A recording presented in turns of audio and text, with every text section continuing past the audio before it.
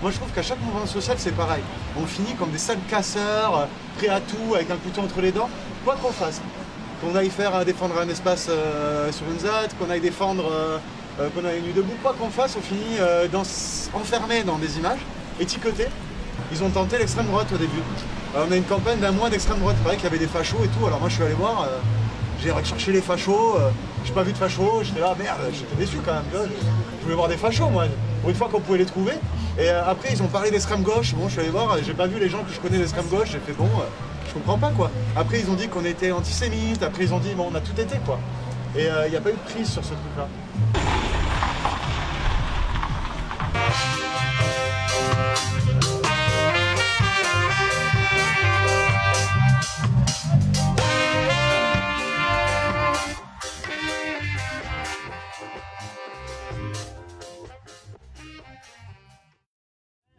Les Gilets jaunes y contribuent à voir qu'ensemble, il y a plein d'individus aux Gilets jaunes et en même temps, collectivement, ils nous apprennent à réfléchir sur plein de choses.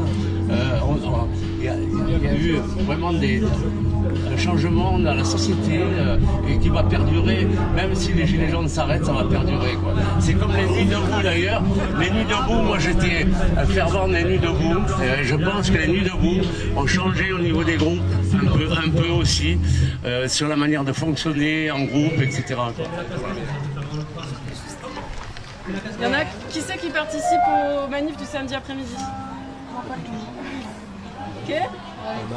Vous tenez tous les samedis? Oui, on n'est pas fatigué.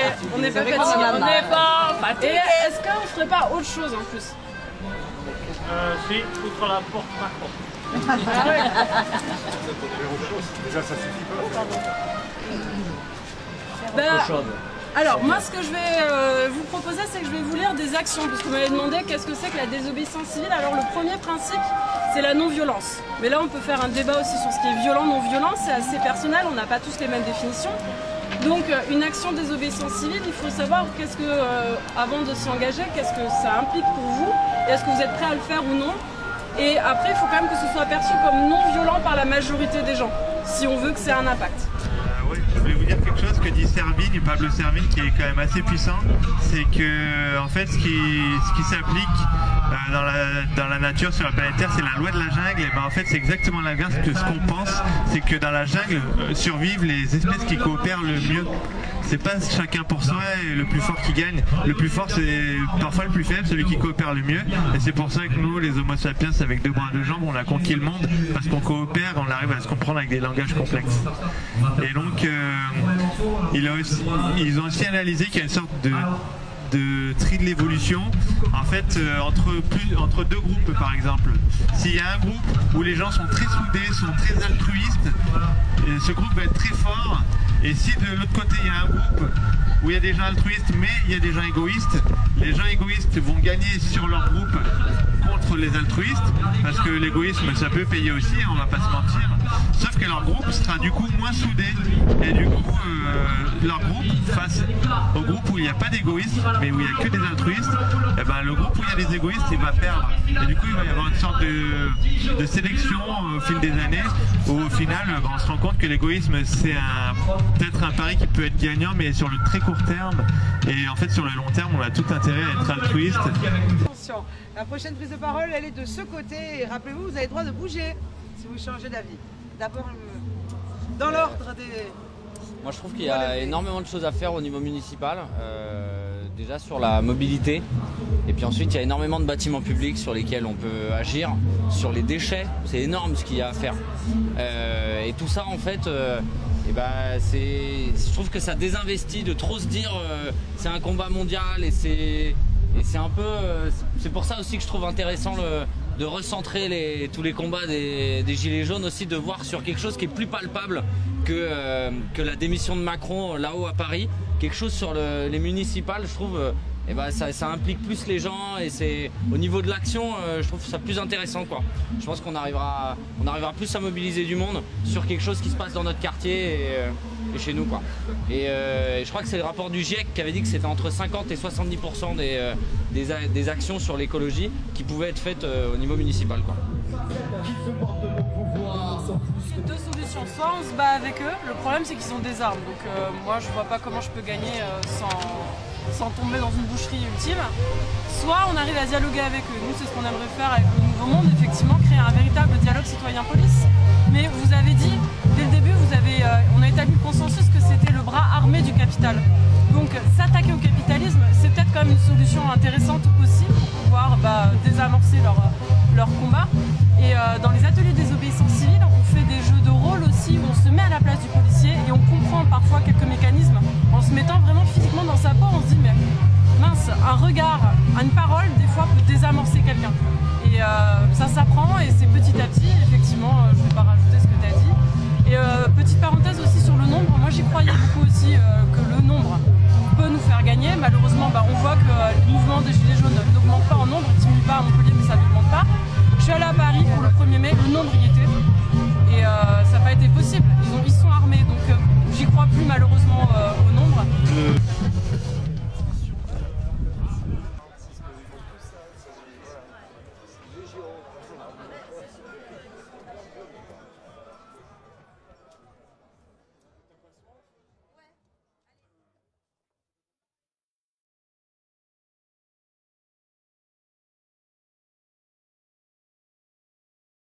Pour moi, ce que je retiens, les deux choses fondamentales, c'est la politisation des masses, la politisation des Français à une échelle jamais vue auparavant, et la socialisation des Français.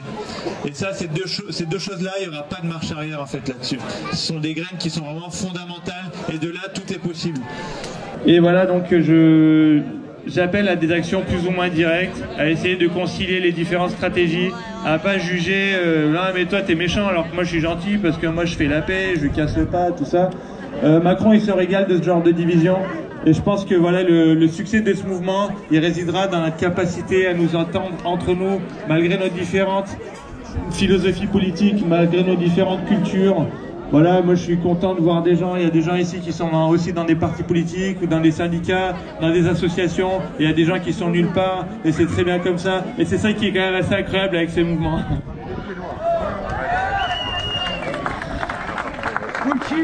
Déjà, bon ça dépend pas que de nous, mais bordel les syndicats, les travailleurs, vous en prenez plein la gueule, Macron il est en train de s'asseoir sur vous, liguez-vous. Arrêtez de jouer un peu les divisions. Alors là, je parle surtout des directions syndicales, hein, bien sûr. Je parle pas des syndiqués. Les syndiqués sont gilets jaunes, on les voit souvent les samedis. Voilà, donc c'est important de faire la différence. Et il y a quelque chose qui va vous surprendre aussi, mais sachez qu'il y a pas mal de personnes du côté des forces de l'ordre, du côté militaire, gendarmerie, qui sont gilets jaunes, alors qu'on voit pas forcément. En tout cas, ils n'oseront pas nous le dire devant nous, mais sachez qu'ils s'organisent aussi contre Macron, parce qu'eux aussi ils sont méprisés. Et je pense que c'est ce qui perdra Macron, c'est son mépris de tout le monde. Donc voilà, unissons-nous avec les forces de transformation, tout simplement. Parce qu'on ne change pas la France sans les Français. Donc on ne changera pas la France sans ceux qui votent Le Pen. On ne changera pas la France sans ceux qui votent à droite aussi. Par contre, on peut changer la France sans les 1%. Les plus puissants, là, vous savez, les parasites qui ne créent pas de valeur ajoutée, qui ne travaillent pas, mais qui viennent vous taxer le fruit de votre travail à la fin. Voilà, qui vous demandent des comptes derrière ensuite. Et qui vous accusent d'être des casseurs quand vous venez casser leur vitrine. Voilà, et je pense qu'on devrait être surtout meilleur sur la diversité. On en a parlé tout à l'heure, il faut diversifier nos actions, bordel. Arrêtons de ritualiser les manifs c'est très bien, mais ça suffit pas. Ça a peut-être été utile pendant plusieurs mois. Ça a fait bouger les lignes, maintenant on sait compter, maintenant on se connaît. Tout ce réseau, il vaut de l'or, à nous de nous en servir intelligemment. En fait, au début, j'avais parlé à la première AG. J'avais poussé un cri un peu révolutionnaire en disant qu'il fallait créer notre armée, notre réseau national, un État dans un État. Il ne faut pas avoir peur. Parce que, franchement, je vous dis quelque chose, de mépriser ceux qui sont là et qui sont bien implantés même dans notre cerveau, c'est bien le mépris, mais ça ne suffit pas. Il faut vraiment qu'on crée un État, vraiment qu'on crée un réseau où on peut pouvoir s'aider chacun les uns les autres. Voilà. Il y a des gens qui sont sur le terrain, il y en a qui se battent, il y en a qui sont en prison. Moi personnellement j'ai failli rentrer là il n'y a pas longtemps. J'ai de la chance parce qu'on était nombreux à Paris à être arrêtés le 1er mai. On était entre 220 et 300 à être arrêtés. ils n'ont pas pu nous juger. Tous les flics, ils étaient gilets jaunes. Pas peut-être tous, mais franchement, c'est pas 90%, c'est pas pour faire le mec, mais vraiment nous soutenez. Il y en a même qui m'ont dit, en me ramenant à ma cellule, franchement, même si tu es là pour casser du flic, on est avec toi. On est avec toi. Les flics, ils sont comme ça. Après, moi perso, hein, mon point de vue, les flics, faut rien attendre d'eux. Parce qu'ils sont dans une situation très dure et face au gouvernement directement. Voilà, comme tous les... Voilà. Faut rien attendre d'eux. La révolution, elle ne viendra pas de la police, ni les autres. Ils nous soutiendront. Nous, c'est nous. Il faut créer une base. Moi, pour moi, perso, il faut créer un État en France. Il faut prendre les maquis. Il faut prendre des endroits stratégiques comme ça a été déjà fait. Il faut s'unir, les vieux, les jeunes. Parce que franchement, il faut comprendre notre énergie. Les gilets jaunes, c'est pas on attend de voir pour y croire. Il faut y croire personnellement déjà. Vraiment, il faut mettre ça fort. Moi, je sais perso, à la première AG que j'ai fait, j'avais dit que j'allais prendre mes responsabilités. J'irai en prison s'il faut. Non mais, tu vois, on s'en fout. Il y en a, ils sont déjà en prison. Voilà, moi, j'étais condamné pour violence policière sans preuve. 5 ans de mise à l'épreuve, 6 mois de sursis, interdiction de manifester. Tiens, l'interdiction. Voilà. Il n'y a plus d'autorité, c'est nous l'autorité. Voilà. La justesse. Voilà, moi je suis très contente d'être ici. Je suis déjà venue à plusieurs représentations comme ça dans des petits villages. Et je constate qu'on est quand même assez nombreux.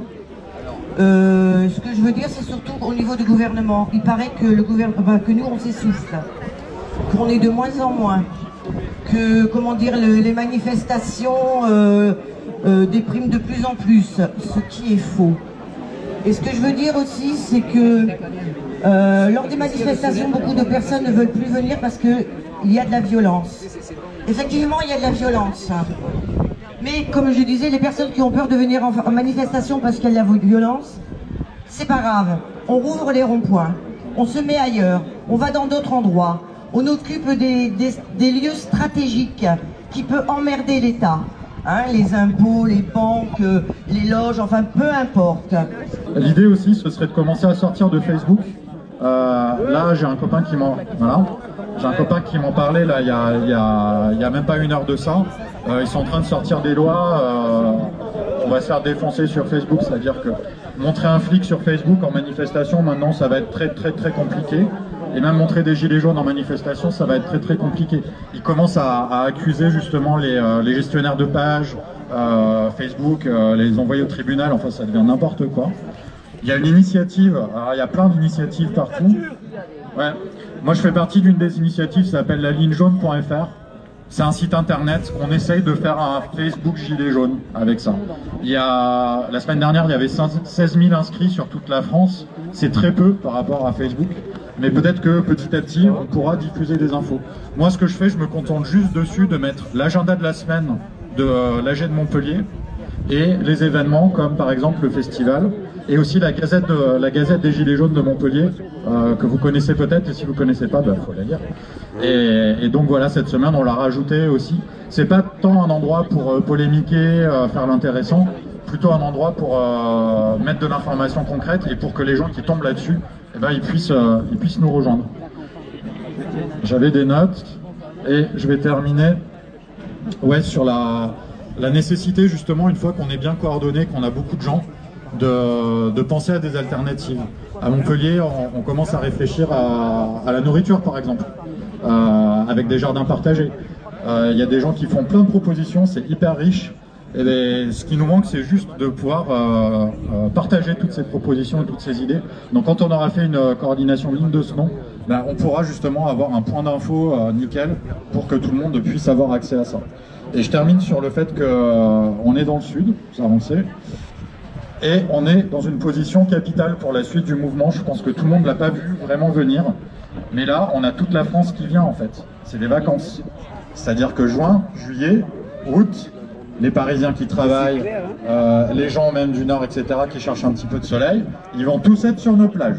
C'est un truc de ouf, c'est vrai. Donc ce serait bien, dès maintenant, qu'on commence à réfléchir, et pareil, on se passera le mot pour l'instant, je ne sais pas comment, mais on va y arriver. Peut-être que par l'AG, ça peut être une idée à Montpellier, ou sinon on se débrouillera. Mais qu'on commence à réfléchir à des petites actions sympathiques au niveau des plages, des campings. Pardon ? Gratuit le samedi. Plage gratuit le samedi si tu veux. Et mais qu'on commence voilà, à faire des actions estivales, parce qu'en fait j'ai l'impression que tout va se jouer chez nous cet été, au moment où Paris s'y attend le moins. Voilà, je termine là-dessus. Et moi, si je pouvais juste vous donner mon point de vue sur les manifs à venir, notamment celle à Montpellier, puisque c'est celle que je connais le mieux, ce serait qu'il faudrait qu'on sorte de nos rituels, en fait, parce que nos manifs sont très ritualisés, on fait beaucoup la même chose, dans le même ordre, on attaque au même endroit, on fuit au même endroit. Donc, je mets dans la réflexion collective cette idée-là, sortons de nos rituels, et ce qui fait notre force, c'est d'être imprévisible, c'est d'être joyeux, c'est d'être fou parfois, et il faut qu'on garde, il faut surtout pas qu'on se fige dans des formes de lutte. Voilà. Et je vous aime. Non, c'est que là, il y a quelques amis, je fais partie de la co-organisation du festival, et j'ai quelques amis qui doivent rentrer sur set, de très chers amis, que je tiens absolument à remercier. S'il vous plaît, mesdames. Ben, en fait, tout simplement, on n'aurait jamais eu l'idée folle d'organiser ce type d'événement s'il n'y avait pas eu avant une sacrée bande de barges qui en avait organisé un du côté de Sète. Donc là c'est des vraies barges. Faut être un peu fou quoi pour organiser un truc comme ça. Eh ben les folles et puis l'ours mal léché mais au grand cœur adorable Gilles, ben, c'est eux qui nous ont inspirés et c'est eux qui nous ont dit c'est possible d'organiser ce type d'événement. Donc merci à vous quoi. Merci. Bravo Omar. Pour l'honneur des travailleurs et pour un monde meilleur, même si Macron ne veut pas, nous on est là. On est là, on est là, même si Macron ne veut pas, nous on est là. Pour l'honneur des travailleurs et pour un monde meilleur, même si Macron ne veut pas, nous on est là.